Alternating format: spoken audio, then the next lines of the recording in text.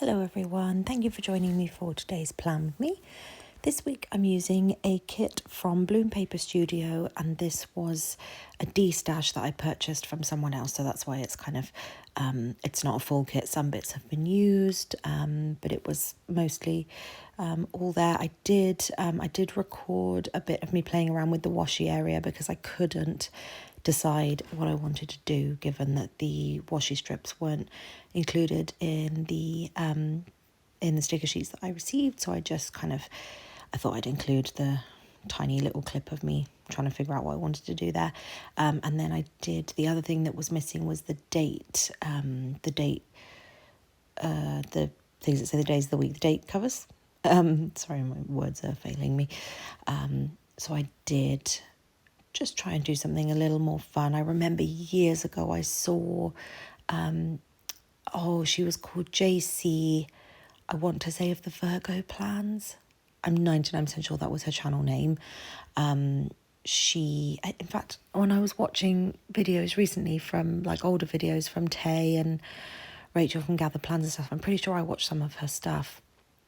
But I'd seen her do some really cool date cover things with, maybe back then, maybe she did it with some boxes from the Giving Girl, or maybe it was different shape boxes from the kit, I don't know. But anyway, my inspiration came from that. I vaguely remembered seeing that, and I thought, I'll just play around with some of the boxes, because I never use all of the boxes in the kit anyway, and I actually like how that came out. So hope you enjoy watching me faff about and put all that together. Before I forget, I just wanted to say we've just this evening been to see a film called Warfare. I think it came out in the UK today. Absolutely brilliant film. If you like The Hurt Locker, or I vaguely remember the film American Sniper with Bradley Cooper in. I think that's kind of a similar genre. Really good, really intense, kind of one location film. Just a short, very compact story of this specific, I don't know what they would have been called, crew in the military, but just good, moving. It always fascinates me that there are people in the world that can work in such an intense environment. I would not cope at all. I would fall apart. How they keep their heads, I don't know, when all of this suffering is happening. But yeah, very good. If it's one you're considering going to see, I do highly recommend that. And it wasn't too long either. It was only about an hour and a half, which I appreciate. I think some movies drag on these days. So I just wanted to say that. Definitely there was something else that I was hoping to touch on in this plan with me, but my brain has gone to absolute mush. I'm so tired at the moment. I haven't even been able to get this out on time. I feel like I got about 4 Fridays on time, and then since we've been on holiday, I've just really struggled to keep up with doing things on schedule. But this was the week that I'm planning now on this plan with me is the week that we had just returned, and I had a few extra days off just to kind of do some life admin, get the house together and stuff, and then I didn't actually go back into work until the Thursday of this week. So that's the week that I'm planning at the moment, but my head still, even now, is just not quite back on track. I am still really tired. I am still struggling to get back into kind of the daily routine, and I still don't have the energy to do everything that I want to. So that's nothing new. I think I was going to touch on the conversations that have been happening recently around weekly kits and their popularity. So I didn't originally watch the live where the conversation started, but very interesting to have gone back and heard it. I think maybe it was kind of not blown out of proportion, but I think it sort of was after the fact discussed as if the people on it were saying that there was no interest in weekly kits anymore and stuff, and I don't think that's what they were saying. And I know they've gone back and sort of re-had some of those conversations just to kind of clarify where things are at, and I know that shops have responded to say that they're not getting rid of weekly kits anytime soon. But I'm definitely pleased that I made the decision to move to printed kits. I know I'm also, people have kindly reached out to me if they've got kits to destash, and I am very much open to purchasing those as well.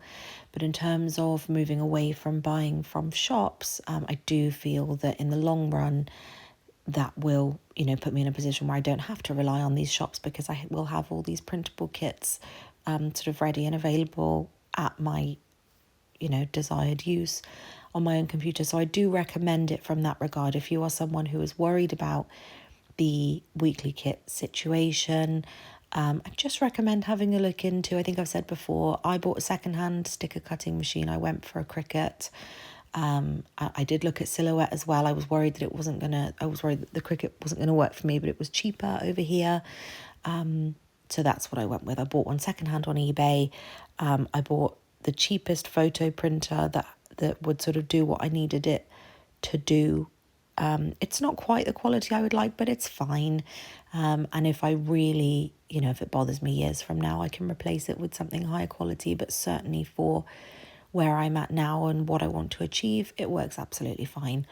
And then the sticker paper that's working best for me is Online Labels Weatherproof Matte, I believe it's called. And then Sheet Labels is the US equivalent, I think, unless I think they have Online Labels in the US actually. And of their paper, I'd probably recommend the Spectacle Matte, but it wasn't for me. I preferred the one that I have from Online Labels, so I'm going to stick with that. But yeah, if that's something you're worried about, it's not something to get a tiz about. I've noticed it for a while. I've noticed that kits have been getting more expensive over recent years, which I understand, but that's not something that I can financially keep up with. Certainly all these additional sheets, I can't afford to buy a kit and the journaling sheet and the floral sheet. I just can't. And with the way that kits are moving, with kind of having to piece all these things together, it can get quite costly. So I do Miss a Meow is a shop that I will always purchase from. I think she puts out the most beautiful, unique kits and monthly kits, and I will from time to time, because she's on maternity leave and she's going to have second baby this year, and I think that she's opening less and less through her maternity leave. So when she puts stuff out, I do have a look, because I am interested in what she's doing. I've been avoiding Instagram for as long as I can, but I do think she puts out some very unique stuff. So I will allow myself to purchase from her from time to time when there is something that really stands out to me. And I have purchased 2 of her kits in a recent release. But outside of that, I'm not really up to date on what shops are selling and how they're selling them, because I'm purposefully not, in that world at the moment. So yeah, just in case that's something you want to future-proof your hobby, that's kind of how I feel towards it. And I really appreciate, I can't remember who spoke out now, but there was someone on Instagram. I reposted their stories to my stories, because they so beautifully summed up how I had been feeling about sort of feeling forced out of the weekly planning world. And this is what I love. I love the simplicity of it. I love the structure of it. I don't want something that to me looks messy and chaotic and all over the place. I thrive on structure, and I need it to look neat and tidy. That's just how I am. And that's what I enjoy. So, we all deserve to enjoy our hobbies the way that we want to. So I just thought I would kind of say my piece on that, since the conversation has been going on for a few weeks now. So in terms of plans, nothing exciting this week. We were very much just settling in to sort of daily life again, just lots of sleeping, lots of house cleaning, lots of dog walks, obviously filming plan with me, editing plan with me, all of that jazz. And we played some Call of Duty, but we didn't go heavy on the Call of Duty because I just didn't have the energy this week. I did on Thursday, I started, I think I've mentioned before, I met with a biochemist to discuss whether there was anything that I could do dietary-wise to try and kick long COVID out my system. And we have a plan that I literally started on Thursday, and it's a very strict diet plan with a ton of supplements and other medication and stuff to go alongside it, just for an initial 3-month period. And as part of that, I can't drink alcohol. I can't consume any sugar. Apart from fruit, I can't consume any, non-fruit, non-naturally occurring sugars. However, cane sugar, I guess, is natural, but I'm not allowed to. But anyway, and I had a bottle of Asti in the fridge that I was given from work for Christmas. So we did open that on Monday evening and just have some mimosas with that and some orange juice just to finish kind of the last bottle of alcohol. I have got some rum that we brought back from St. Lucia that we will enjoy later this year when I'm not having to be so cautious. But certainly while I get everything rebalanced in my gut, I've done like a gut test, I've done a blood test, I've done everything. So I know exactly where I'm at and I know what I'm working towards and I know what I need to do to get there. So this is very much the early days of what I'm hoping is kind of the final kick in the teeth for long COVID, just to get it gone. And I'm at the point where I would do anything. I absolutely hate living with it, so I really, really hope it works. So I went back to work on the Thursday, like I said. I did, unfortunately, I knew I would overdo it, and I knew going into my last meeting of the day, I had 3 meetings that day, and I knew going into that last meeting that I was overdoing it and I was completely exhausted, and honestly could have fallen asleep in my seat. And I had an aura migraine. I have only ever had one in my life, and it was about 3 years ago.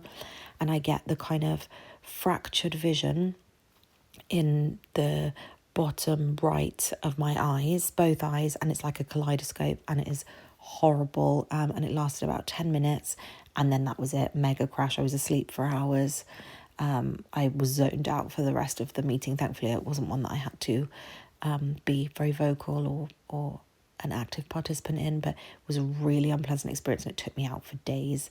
I just about managed my ballroom dance class on Saturday, but even then, they're an hour long and I got 45 minutes in and I said, I'm going to have to stop. That was the end of that. I was so completely wiped out.